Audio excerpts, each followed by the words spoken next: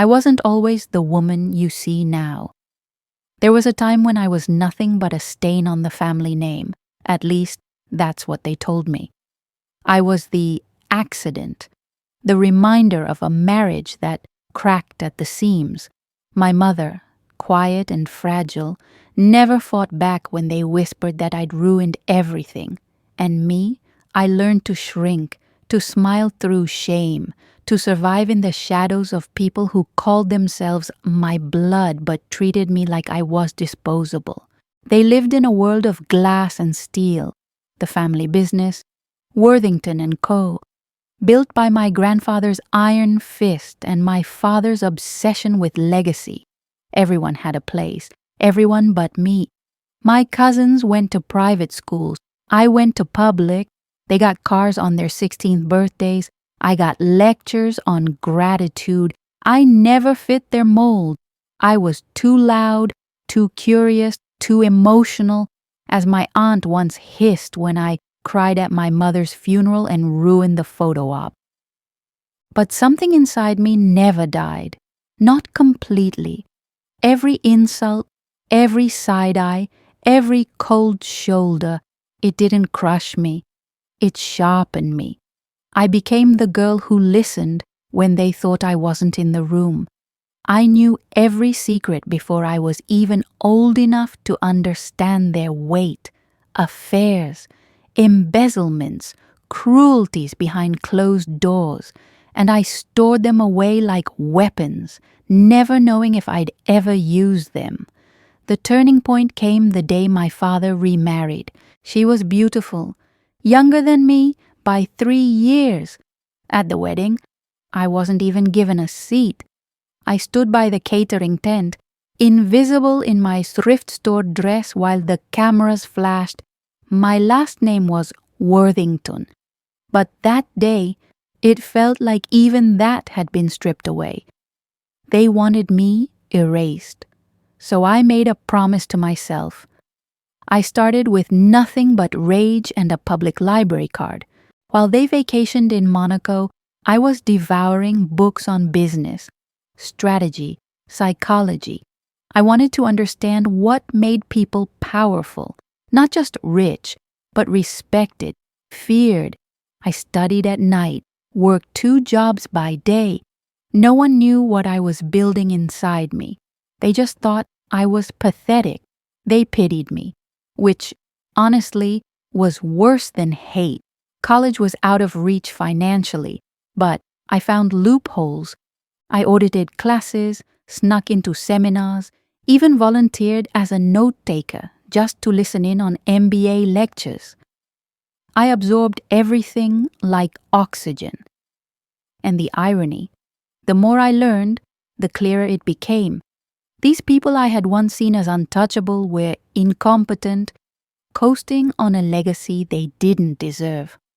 I, young the Disgrace, had more fire and brains than any of them.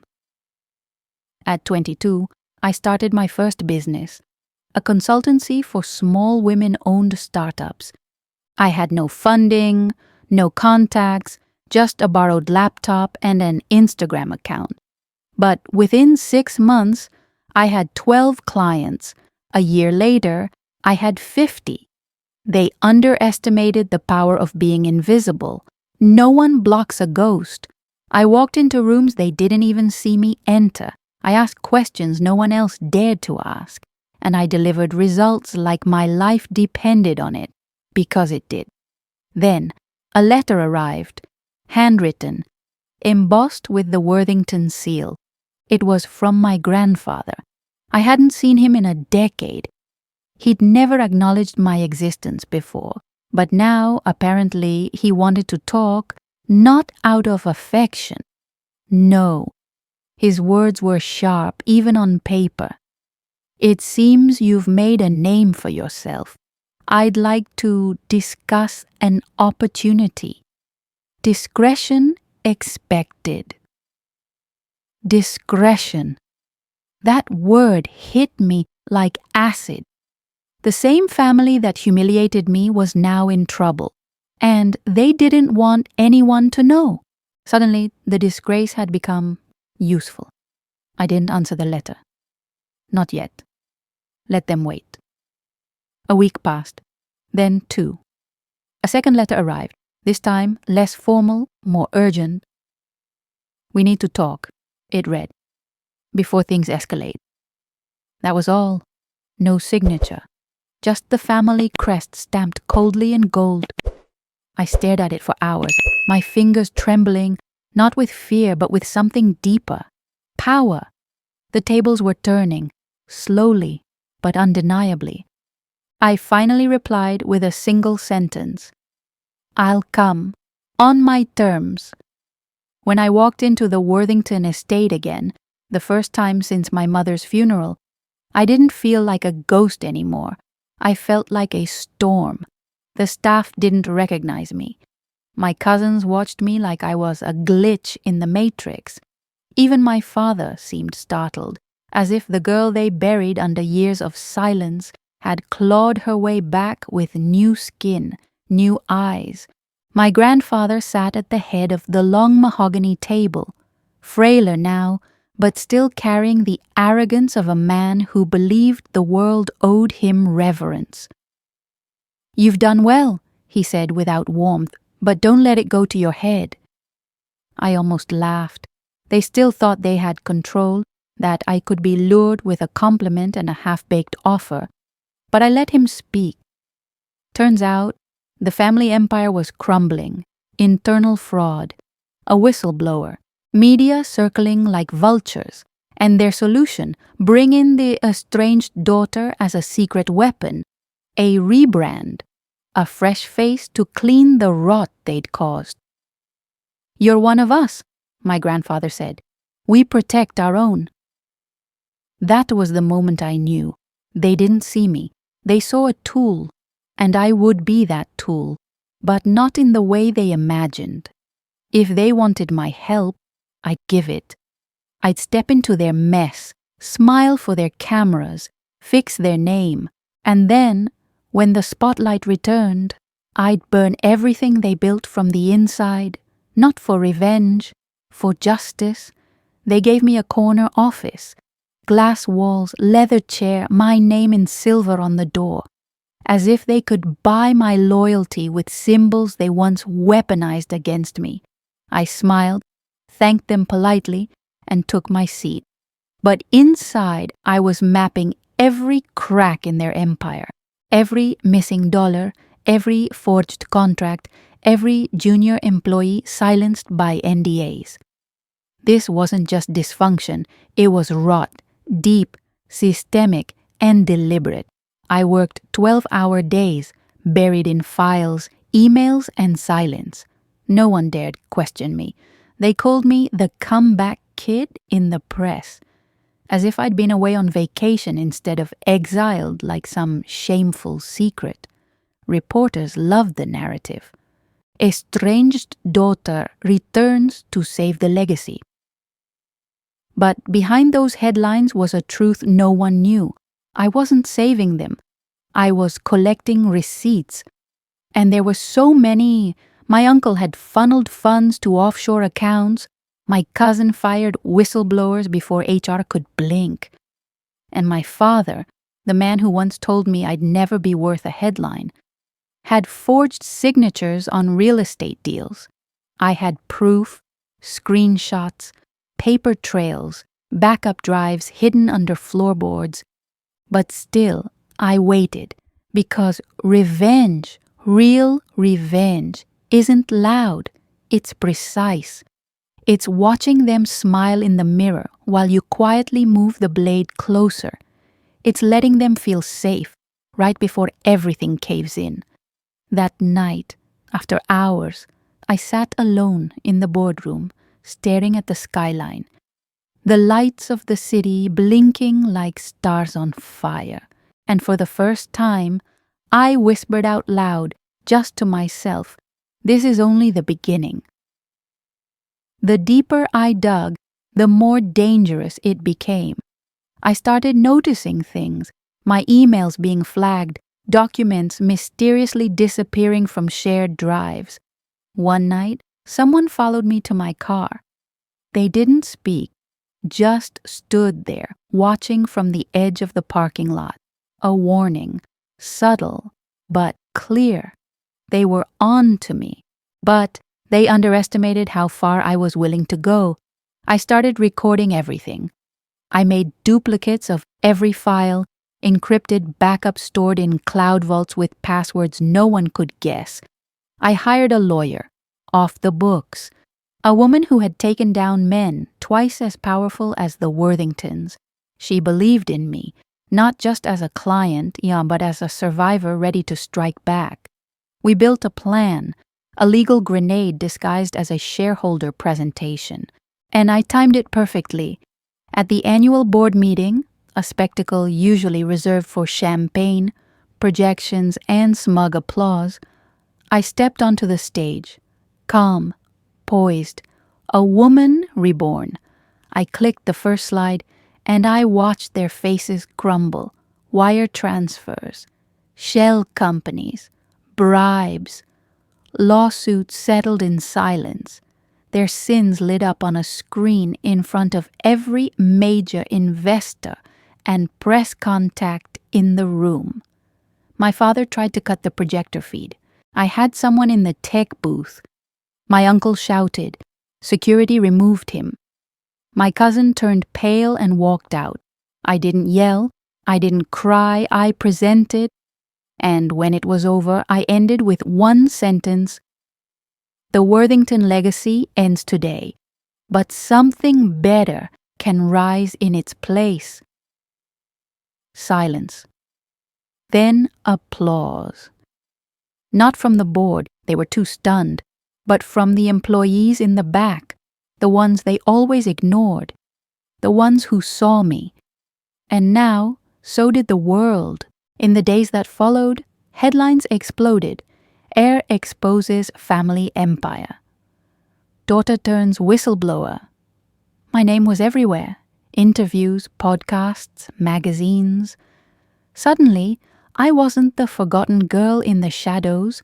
I was a movement. But fame never mattered to me. Only truth did. And justice. The board dissolved. The Worthington brand was pulled from the market. Investigations launched overnight.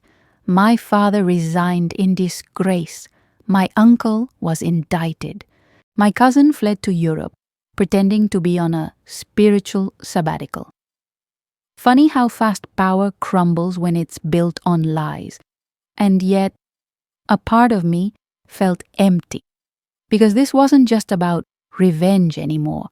It was about healing, about taking everything that broke me and building something unshakable from its ruins. I started receiving letters, emails, messages from women, young and old, who had been cast aside, underestimated, silenced. They saw themselves in my story, and in their pain, I found purpose. I knew I had to do more than expose a broken system. I had to build a new one. So I took what remained of the family's public holdings, legally acquired after my lawsuit, and transformed it. I created a new firm, one led entirely by women, focused on equity, mentorship, and transparency. We didn't just break glass ceilings. We redesigned the entire building, and we called it Nova Grace, because grace isn't weakness. It's power, refined by fire. Building Nova Grace was like rebuilding myself. Every brick of the new company came from a lesson I learned in silence. Every policy, every hire, every decision was a response to what I had endured in the Worthington shadows. I hired women who'd been told, "You're too much, you're not enough, you're just lucky to be here." And we thrived. Not in spite of the scars we carried, but because of them. But the past doesn't vanish just because you stop looking at it. One morning, a letter arrived. Not typed, not official, handwritten, with smudges where ink met hesitation. It was from my stepmother, the one who was younger than me, the one who married my father while I watched from the sidelines of their wedding. She wrote, "I never knew how much they erased you. I see it now. I'm sorry. It wasn't much, but it cracked something open." Then came another surprise.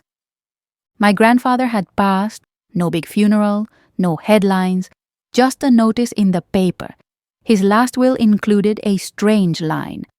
"To the one who turned disgrace into dignity, I leave what matters most, my apology." That was it. No money, no property.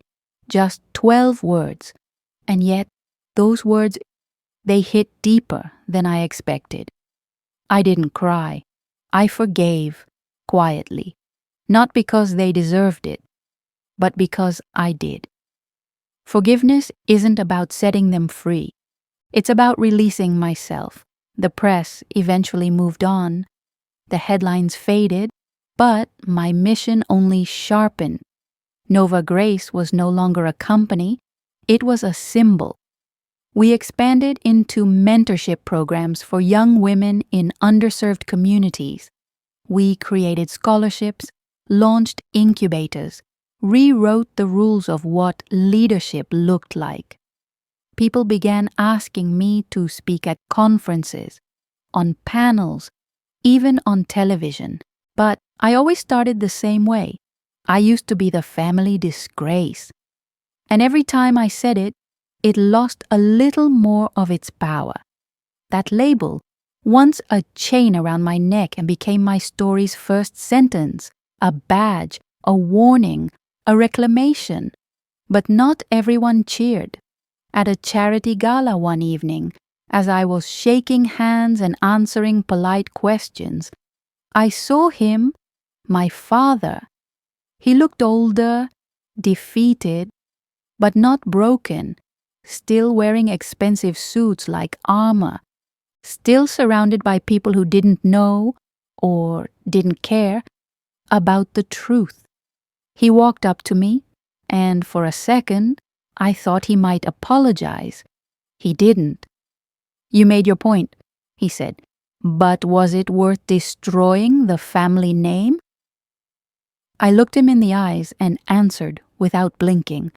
I didn't destroy it. I just stopped pretending it was pure, and I walked away. That was the last time I ever saw him.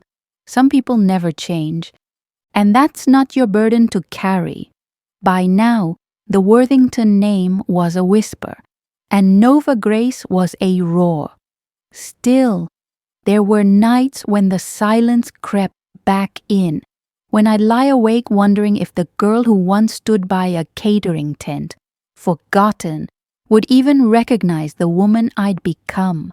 But those moments never lasted, because every time doubt knocked, I remembered the faces of the women we'd helped. The single mom who became a CFO, the dropout who founded her own tech startup, the former intern who now runs our European branch. Their victories became my closure. But there was one final thread still dangling. The house I grew up in, cold walls, colder memories, was put up for sale. No one from the family could afford to keep it anymore. A real estate agent reached out, asking if I'd like to purchase it. I almost said no, almost. But then I walked through its hallways one last time. Each step echoed with a memory. The night I cried myself to sleep in the attic, the birthdays they forgot, the echoes of my mother's voice fading down the hall. And I made a decision. I bought it, and I demolished it.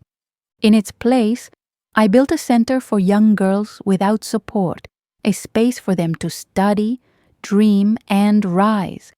I named it the Eden House, in honor of my mother, because she, too, was once erased. Now, she's the foundation of something no one can tear down. Standing in front of the Eden House on opening day, I felt something I hadn't allowed myself to feel in years. Peace. Not victory, not revenge, just a deep, quiet peace. Dozens of girls ran through the halls, their laughter bouncing off fresh painted walls, untouched by shame or expectation. I watched them the way I wished someone had watched me, not as a problem to be fixed, but as a story just beginning. A young girl approached me, big brown eyes, shy voice. She asked, "Were you always this strong?" I knelt beside her and smiled. "No," I said, "but I never gave up, and neither should you. I used to dream of confronting everyone who hurt me, of standing in the ruins of what they built and screaming, 'Look what you did.' But now I see, the loudest revenge is grace, quiet, unshakable, transformative. I didn't just rise. I rewrote the ending. I stopped waiting for their validation. I built my own worth, my own family, my own legacy. If you've ever been cast out, belittled, forgotten, know this. You are not broken. You are being forged. And one day, your silence will speak louder than their noise ever did. I was the family's disgrace. Now, I'm the CEO they all needed, but no longer deserve.